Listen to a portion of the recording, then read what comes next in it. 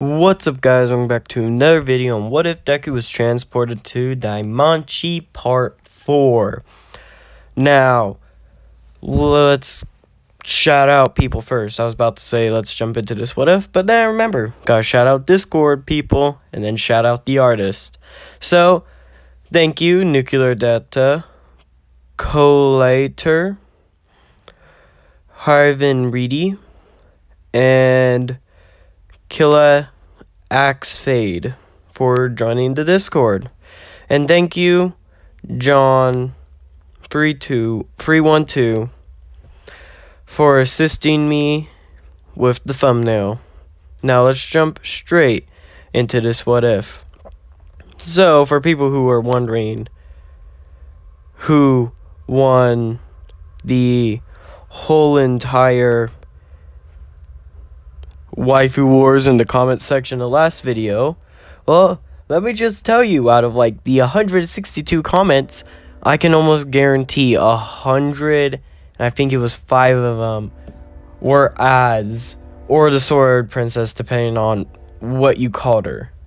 So, Deku will be shipped with Az in this story. If you guys don't like it, I'm very sorry. Maybe, I can do random one-shots with whoever romance you want to go do. I don't know. Maybe. Maybe not. I don't know. And I guess I should also just state that I'm going to go ahead and say that if you guys missed the last video, which was Avatar, well, at 1,000, we'll be doing double uploads for next week after we hit 1,000. So if we hit 1,000 this week, next week there'll be 2 uploads every single day. And, caveat, there'll be a second video for, like, the rest of the time. So, basically, there's gonna be, how do I explain this? So there is a plan to do a certain video idea that's been in the works for a while now. And then after that, we will then go ahead and go do extra what ifs and stuff. And if you guys want to know about the certain video idea, well, I can't really tell you. I'm sorry, but like, they got me in chains. I can't tell you the video idea. I know. I'm evil. But hey, maybe if you're not subscribed, you're gonna go subscribe now, and maybe, just maybe, you'll be able to be there quicker. And I think everyone wants that second video's worth of content a day. So, now, with shoving all my announcements that I horribly did out of the way, let's jump straight into this what if.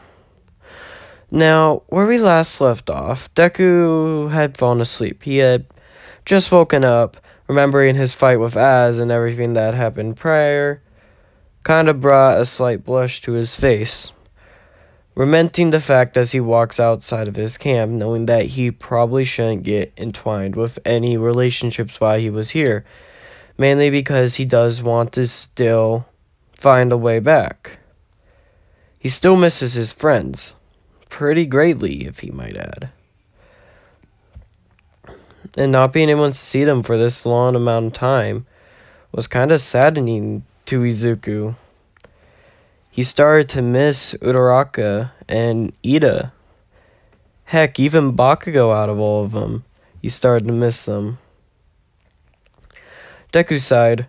He knew after today they would be venturing farther into the dungeon, so he went over to meet Revelia so she can help him with his hand again. Izuku ended up entering the area where Revelia was sitting. She looked at his hand and could see that it was still slightly injured.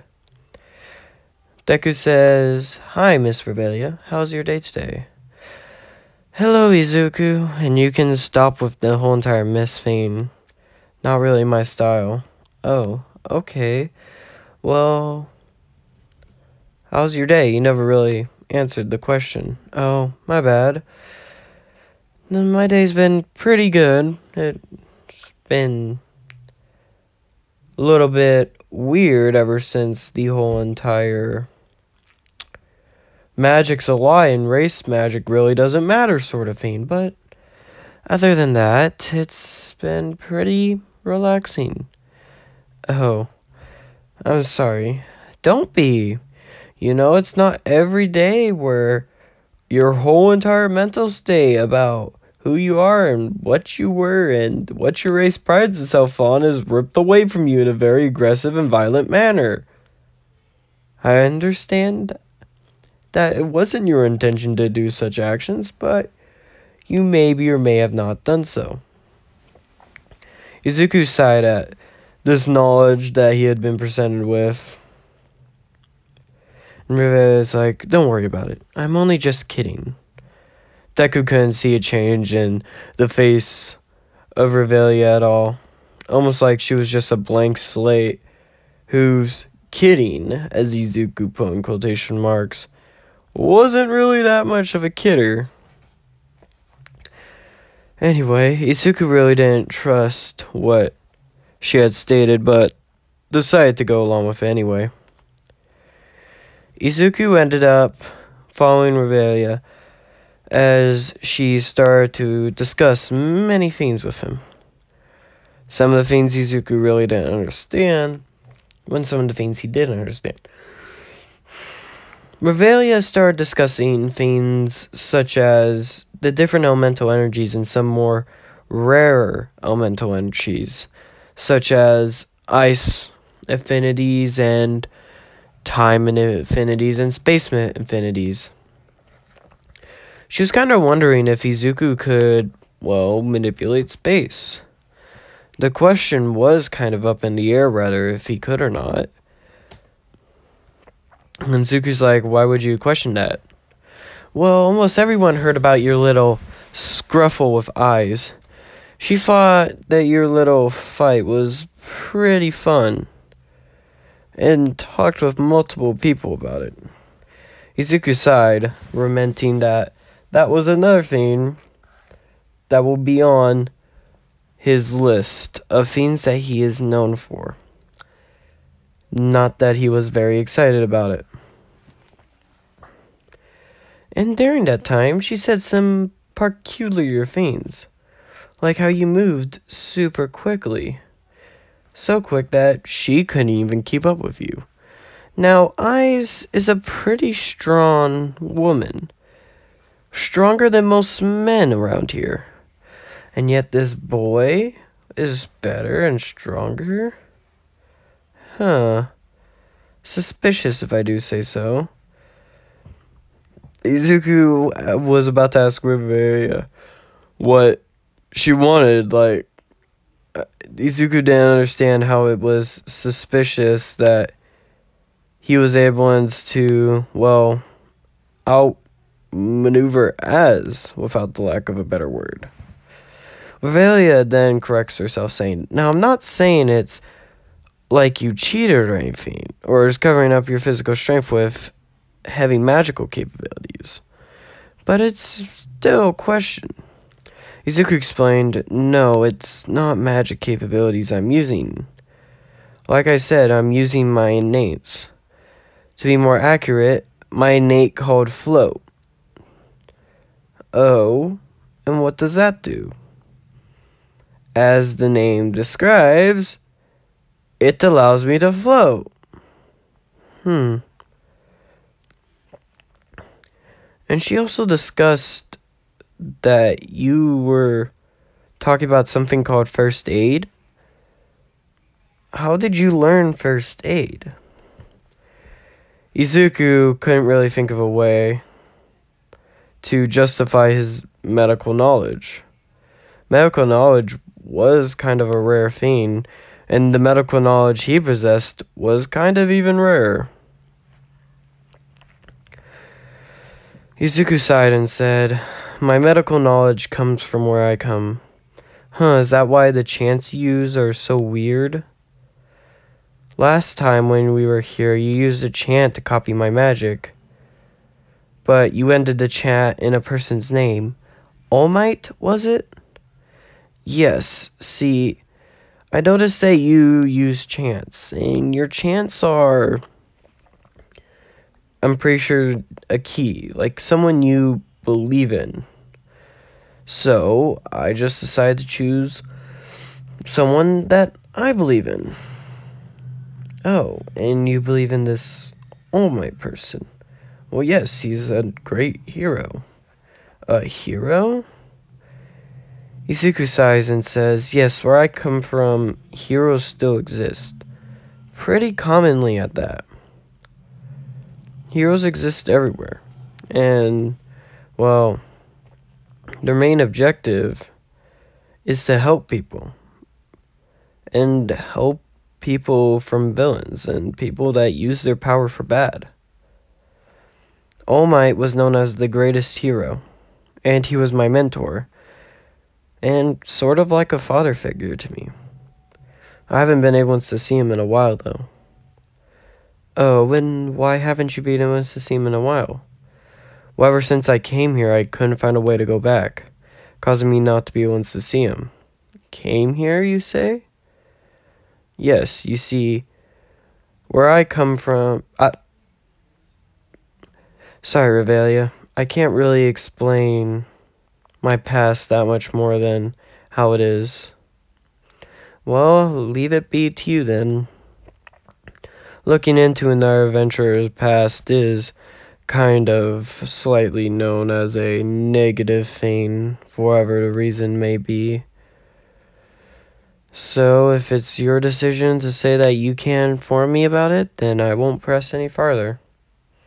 Thank you, Revelia. It means a lot more than you think it means to hear someone not try to pressure me about my past. Revelia kind of starts to look weirdly towards Deku, as Deku just smiles back. Eventually, Revelia ended up saying, well, Izuku, your magical explanation wasn't really a good one. Could you explain how your magic works? Because being able to use a race-specific spell by someone of a different race, and a high elf spell at that, is kind of shocking. Izuku sighs as he starts to begin explaining. He says, okay, magic as I can see it seems to be a form of energy manipulation. Like, think of it as how when you put a pan over a fire, the metal handle of the pan gets hot. That's heat manipulation. So the pure aspect of magic manipulation is manipulating energy. Now, if you use the right words and chants, you can manipulate any type of energy. So the base understanding of stuff being race locked or affinity locked isn't really that logical. Even though, yes, let's just say I have an affinity for air, I should be able to use wind magic more reliably. But that doesn't mean the only magic I should be able to use is wind magic. I should be able to use all types of magic. I will just have an easier time learning any wind spells and creating wind spells than I would creating any other type of spell. And you say this is the reasoning? Yes. So for example, the keyword at the end, yours is Alf, if I do think so, seems to be more of like a key to a lock. A key to a lock? Yes, think of it as like to use your race-specific spell that aligns with using the key Alf. And Alf is more biased to elves, that the key word right there and then is Alf itself. Okay, so what does that have to do? Well, you see, Alf itself is a elven race. It's a high elf race, to be more exact. So when you call upon his name, you're calling upon an elven high race personnel that you believe in. Okay. So why would a human that doesn't believe in an elven high race personnel use an elven high race name? They wouldn't. It's simply preposterous. It makes no sense. But why wouldn't a human use a human's name instead? So you're saying the basis of your magic works upon the myths and not the actual energy itself? No, it works more on relying on the myth rather than using the myth itself. I can't conjure the power of actual All Might. If I were to do that, let's be serious here, that little air spell I did would have ruined everything in the entire campground and probably almost next to the entire floor. Revelia looks kind of shocked when Deku states that this man's power is that, well, vastly superior. That is a massive power boost compared to anyone else she knows. Hell, even Eyes isn't that strong. And if what this boy says is true, that means this All Might man would be able to easily find everyone here without a second thought. And then Izuku says afterwards, and that's also only a 60th of his power, which caught Revelia off even more. If what Izuku says is true, and that's only a 60th of his power, then Revelia didn't even want to know what a 100th of his power would be. Izuku sighs, thinking about how the situation, as he knows it, seems to be kind of funky. Revelia then ends up finishing off healing Izuku's hand, while she asks Izuku to, even though his hands are healed, to come back more commonly so they can discuss more magical feasts with each other. Izuku said he doesn't have any issue coming back there. Izuku ended up walking around and eventually found Eyes. Eyes asked Izuku what he was doing. Izuku responded saying, "Oh, I'm not doing much." "Well, would you like to go down into the dungeon with me then?" Deku thought about it for a second and decided that increasing his own strength would be a quicker way to help get him out of here. So he decided to agree and say, "Yeah, I'll go down into the dungeon." After Deku said this, he kind of started to realize that he had kind of just positioned himself on a date with Az, which is kind of weird. Izuku ended up following Az as they started to enter into the dungeon. The 19th floor, as Izuku heard it, seemed to be exponentially harder than the 18th floor, almost by a stupid amount. So Izuku expected when he got down there to see ghosts and goblins and monsters way beyond his magical eyes could even tell. But he didn't. When he got down there, he saw some repeat monsters and a weird bird-looking monster, which they quickly proceeded to take out. He did notice one thing though. The dungeon itself looked like it had changed, almost like it was in a giant tree now rather than in the stony depths it was before. This caught Izuku off a bit, and Eyes explained saying, "For the next couple of layers past this, all of it will be more of a... how do I explain this? More of a deep tree catacomb than, well, what you're probably used to. That being the depths of the dungeon." Izuku sighed, thinking that this was another one thing that he had to remember. Dungeons and how they work and function kind of don't make sense to Izuku. Eyes just looked at Deku curiously, still wondering how such a boy got so strong without the use of anyone. Eyes didn't use anyone, but she got help from multiple people. Even though she didn't directly use them, she still needed help to get where she was at. This boy was able to get this strong before even talking to Loki-sama herself. And that itself caught her off guard more than anything else. Izuku eventually ended up explaining that he was, well, how to explain it? That himself is weird. Eyes was wondering what he means by himself is weird, and he explains that he more accurately has a type of power that almost no one else seems to have. And what's this? Deku explained that if she would want to find out anything more, she would have to enter a vow of containing the information in between him and her and only other people that he has already expressed the information towards. Ice was a little bit confused by this statement, but eventually she decided to agree, wanting to get to know this boy and how strong he became. Deku started talking with Ice. He explained that he came from a world where heroes and, well, villains fight each other daily. It's a constant struggle between the two forces just to keep balance, and that his mentor was the #1 hero, the strongest and best hero. Way stronger than him even though he was meant to get stronger.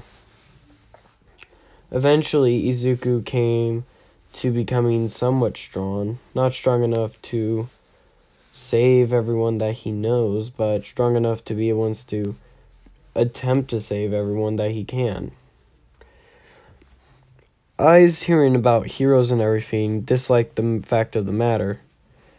She's always had a slight dislike for heroes, but this dislike was there as well, just as much as she has a dislike for dragons. Izuku and I started walking as Deku was constantly chatting about it. Eventually, Deku had let his guard down while chatting with Aiz when suddenly a wyvern appeared. Before Deku could do anything, Aiz had already slain it with her rapier. She really didn't talk down to Izuku and said, "Are you okay?" As she stretched her hand out to Izuku. Izuku took it, scratching the back of his head, and said, "Thank you, Aiz." Sorry, God, my bad, guys. Sorry, I stopped paying attention. That was my bad. I shook her head no, knowing that she too had basically stopped paying attention to that point, and knew that if it wasn't for Izuku being almost attacked first, she really couldn't have even saved him. If it was a stealth attack, Izuku would have gotten gravely injured. And Aiz might have had to go on a rampage. She didn't like seeing her friends injured. Then Aiz thought about it for a second and realized she never really asked Izuku to be her friend. Understanding that, yeah, she was a little bit awkward, Aiz knew that she probably just never got around to it because she wasn't thinking about it. Eventually, Aiz looked towards Deku and asked, "Hey, Izuku?" Yeah, Aiz? Can we be friends?" Deku gave Aiz kind of a weird look before saying, "But Aiz, aren't we already friends? Or actually, maybe we're not friends. It's more dependent on what you think friends are and stuff and things." Aiz just kind of smiled at Izuku's response before saying, "Thank you. Means a lot." Izuku smiled at Aiz's statement and then began to laugh. Izuku ended up walking out. Aiz was pretty chill,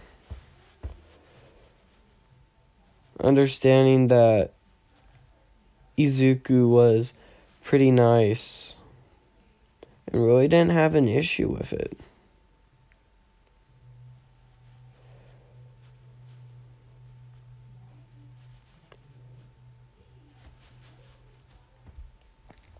Sorry guys, stuff got in my throat. Eventually, Aiz and Deku got back. They had been gone for almost all day, and Izuku ended up eating with everyone else that day. Deku started to chill and talk with everyone else. Bait still, didn't really not like him, but more or less kind of nonchalantly disheartened to the newbie. He really didn't care about the newbie as much, but cared how close Aiz was getting. Every day, she always seemed to get closer and closer, which was kind of weird for Bait, who had been trying to make moves on Aiz for the longest period of time, but never seemed to be able to get close enough, because every time he tried, Aiz would, beat the ever-living shit out of him. But this new kid, this newbie, just showed up and basically swiped Aiz away. Bait really didn't care, but he still felt like his mate had been taken, so he kind of felt obvious to the kid. Finn really didn't care either. He saw how Aiz and Deku were getting along and thought it was great, knowing that if the newbie were to actually talk to other people, maybe he'll be able to get to the point where he just isn't as much of a loner as he is currently. Then again, Bait knew that he was a loner for a reason. It wasn't just because he was a loner because he wanted to. There was a reason behind his loneliness that he couldn't really express to anyone else. Izuku sighed as he looked up towards the stars.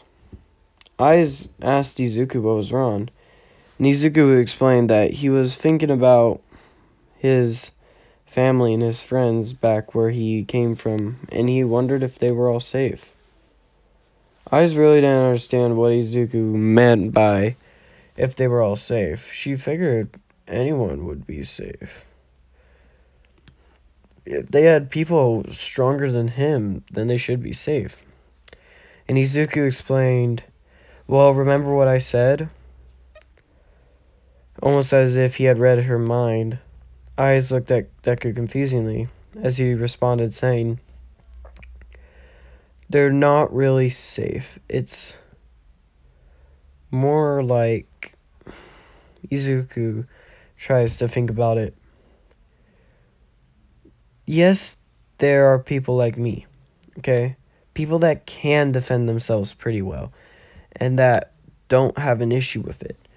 But just like there's people like me, there are people like that that are bad, that will defeat anyone no matter what's the cause, and will viciously beat up and kill and murder and stab and rape and do whatever they want to whoever they want without much of a grievance or a care. I was kind of shocked at this, and she said, wait, monsters aren't a problem, humans are? Yeah. Where I come from, humans are a massive issue. They're worse than anything else. But then again, they're the ones who defend everything else. So I don't know if I should call them the worst or the best. Izuku sighed, looking down at his porridge that he had gained for dinner. It was some kind of weird monster meat that they had gone, as well as some other things.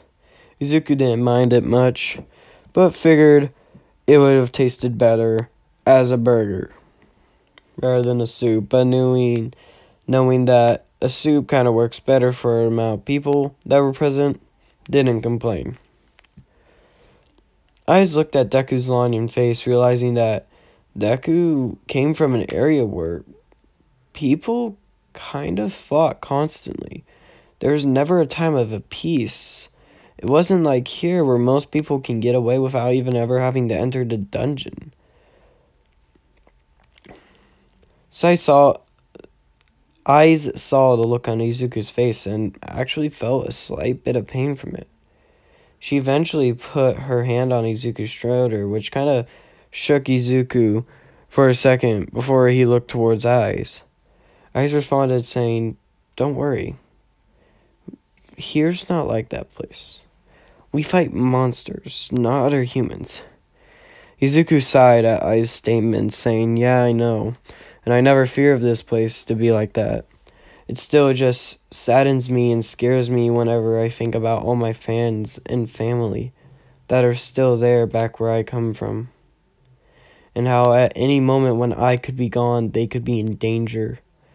Or maybe are in danger currently and I just don't know it." Eyes noticed that Izuku had been keeping all these feelings bottled up for a long time, and just somberly pat Izuku on his back while he sat there looking down at his porridge. Eventually, Izuku had finished eating and had excused himself. He laid down in his bed again, thinking about all of his past loved ones. He didn't know what to do. People like All Might and like his mother were all there. People that had gotten injured, like Gran Torino, was there, and there was nothing he could do to help him, because him himself was in a totally different area. Eventually, Izuku got out of bed out of pure frustration and anger at himself, as he then started to take his anger out on a bunch of trees. This alerted some of the party men who saw Izuku walk off, so they really didn't think much about it, thinking that he just wanted to get some late-night training in. Eventually, Izuku found a nice tree and ended up sitting down in front of it, outlooking the lake. Izuku fell asleep right there. And that's where we're going to leave it off, guys. If you like it, hit the like button. If you enjoy it, hit the subscribe button. If you like this sadder kind of tone I'm taking and the more story development, I know there wasn't too many fight scenes in this one, and I apologize for that. But if you all like the kind of content I'm doing, let me know in the comments down below. Join the Discord, chat, have fun, and until next time, goodbye.